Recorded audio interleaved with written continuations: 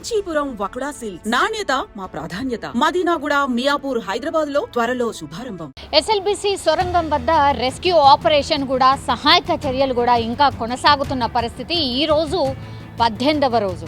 Actually మొన్న రాత్రి ఎప్పుడైతే సొరంగ మార్గంలో ఆర్ ఈ టన్నల్లో ఒక మృతదేహం బయటకు వచ్చిందో అప్పటి నుంచి కూడా ఇంకా గాలింపు చర్యలు ముమ్మరం చేసిండ్రు. షిఫ్ట్కి కనీసం 110 మంది అన్ని డిపార్ట్మెంట్కి సంబంధించిన రెస్క్యూ ఆపరేషన్లో పాల్గొనేటటువంటి అన్ని డిపార్ట్మెంట్ల వాళ్ళు ఒక 11 డిపార్ట్మెంట్ల వాళ్ళు అందరూ ఈ రెస్క్యూ ఆపరేషన్లో చాలా సీరియస్గా పార్టిసిపేట్ చేస్తున్న సిచ్యువేషన్ అయితే కనిపిస్తోంది. కానీ ఎస్ఎల్బిసి సొరంగంలో ఎప్పుడైతే 8 మంది చిక్కుకుపోయారో అందులో నుంచి కేవలం ఒక్కరిని మాత్రమే బయటికి తీసిన పరిస్థితి. ఇంకా 7 కోసం ఇంకా గాలింపు చర్యలు ముమ్మరం చేశారు. సో మాన్యువల్లీ పాసిబుల్ కావట్లేదు కాబట్టి గతంలో మొన్న సీఎం రేవంత్ రెడ్డి ఒక రివ్యూ నిర్వహించారు.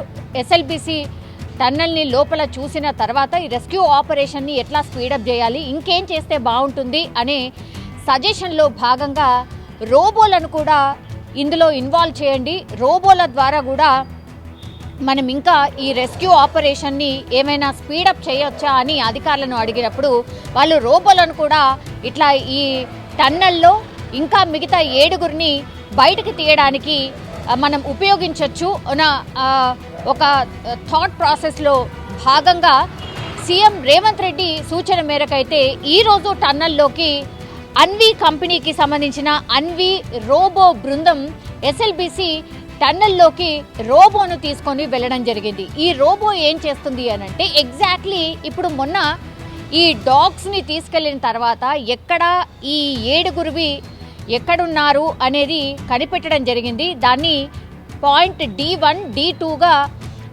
పూర్తిగా విభజన చేసిన తర్వాత D2 దగ్గర ఇప్పుడు ఒక మృతదేహాన్ని అయితే బయటికి తీసుకురావడం జరిగింది. గుర్ప్రీత్ సింగ్కి సంబంధించి పంజాబ్ వాసి. సో అతన్ని బయటకు వచ్చిన తర్వాత ఇంకా కూడా స్పీడప్ చేసిండ్రు. ఎక్కడ ఎగ్జాక్ట్లీ ఉన్నాయని తెలుస్తుంది కానీ పైన మట్టి బురద కావచ్చు, ఆ తర్వాత ఈ TBM ఈ బోరింగ్ మిషన్కి సంబంధించిన పూర్తిగా ఆ మెషిన్కి సంబంధించి ఆ ఐరన్కి సంబంధించిన పూర్తి ఏవైతే ఆ బోరింగ్ మిషన్కి ఉంటాయో అవన్నిటిని కూడా కట్ చేయడం పెద్ద సవాల్గా మారింది. సో దాని కింద ఇప్పుడు ఈ మిగతా 7 సంబంధించిన ఆనవాళ్ళు ఉన్నాయి. సో మట్టి బురద, ఆ తర్వాత TBM మిషన్ ఇవన్నిటిని తొలగించడానికి చాలా టైం పడుతుంది. ఇప్పుడు మొన్న గుర్ప్రీత్ సింగ్కి సంబంధించిన మృతదేహం వెలికి తీయడానికి కూడా 24 గంటల సమయం పట్టింది.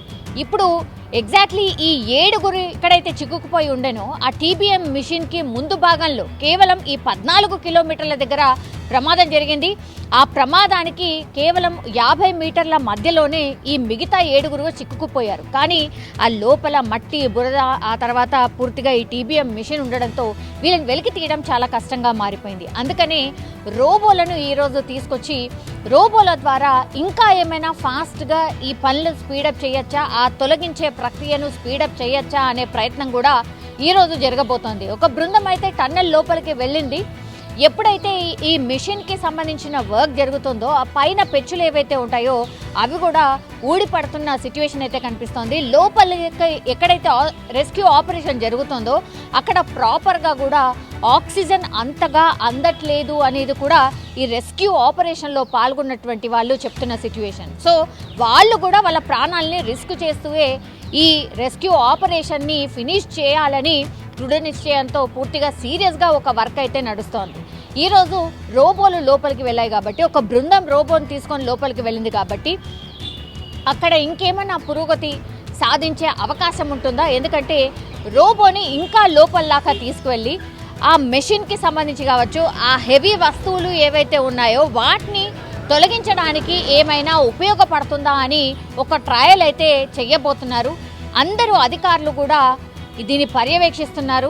దీనివల్ల అయినా ఒక మంచి రిజల్ట్ వస్తుంది అని చాలామంది అధికారులు అక్కడ రెస్క్యూ ఆపరేషన్లో పాల్గొంటున్న వాళ్ళు కూడా హోప్ చేస్తున్న సిచ్యువేషన్ అయితే కనిపిస్తోంది. కానీ ఈ 8 మంది చిక్కుకుపోయిన తర్వాత రెస్క్యూ ఆపరేషన్ చాలా సీరియస్గా టేకప్ చేసినప్పటికీ కూడా 18 రోజులు అవుతోంది. కేవలం 8 మందిలో ఒకళ్ళని మాత్రమే బయటికి తీసుకురాగలిగారు. ఇంకా 7 మంది అందులోనే టన్నెల్లోనే చిక్కుకుపోయిన పరిస్థితి.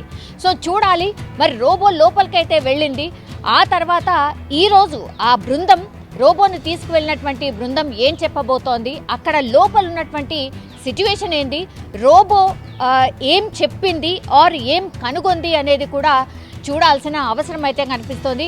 ఒక హోప్ అయితే ఉంది. బికాస్ రోబోని లోపలికి తీసుకువెళ్ళడం అని అంటే ఇది అంటే బిగ్గెస్ట్ టాస్క్ అని కూడా అనుకోవచ్చు. ఒకవేళ రోబో లోపలికి వెళ్ళిన తర్వాత ఈ ఆపరేషన్ ఇంకేమైనా ఈజీ అవుతుందా అనేదైతే చాలామంది ఎదురు చూస్తున్న సిచ్యువేషన్ అయితే కనిపిస్తోంది. ఇది కేవలం మన దగ్గర జరిగినటువంటి ప్రమాదం, కానీ ఇంకెక్కడైనా ఇట్లాంటి టన్నెల్ పనులు జరుగుతున్నప్పుడు మాత్రం రెస్క్యూ అవసరమైతే ఇప్పుడు ఇక్కడ జరుగుతున్న ఆపరేషన్స్ అన్నీ కూడా ఇంప్లిమెంట్ చేయడానికి ఫర్దర్గా నెక్స్ట్ ఇంకెక్కడైనా ఇట్లాంటి ప్రమాదం జరిగితే ఇక్కడ ఏం ఫాలో అయ్యారో అక్కడ ఫాలో అయ్యే అవకాశం ఉంటుంది అని ఇప్పుడు అధికారులు కావచ్చు, రెస్క్యూకి సంబంధించి ఆపరేషన్లో పాల్గొంటున్న వాళ్ళకి ఇది ఒక లాంటి ఎక్స్పీరియన్స్ అవుతుంది అని మాత్రం చెప్పొచ్చు. కానీ ఈ 7గురిని వెలికి తీయడానికి మాత్రం రెస్క్యూ ఆపరేషన్ చాలా సీరియస్గా SLBC టన్నల్ దగ్గర జరుగుతున్న పరిస్థితి అయితే కనిపిస్తోంది.